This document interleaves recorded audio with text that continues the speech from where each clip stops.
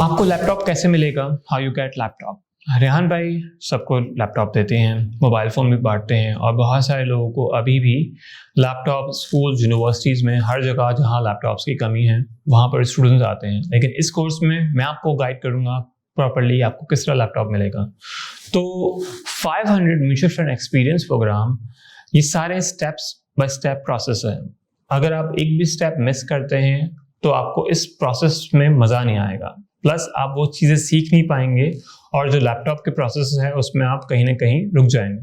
तो step by step इस process को पूरा करें और अपनी सारी रिक्वायरमेंट को और लैपटॉप विनिंग में सारी चीज़ें कंप्लीट करेंगे।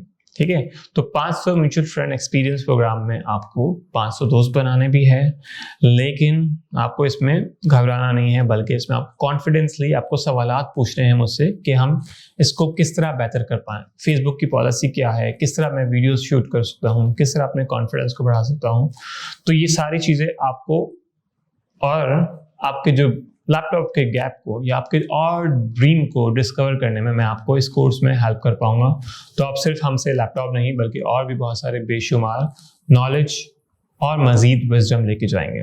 तो आइए स्टेप बाय स्टेप इसको स्टार्ट करते हैं।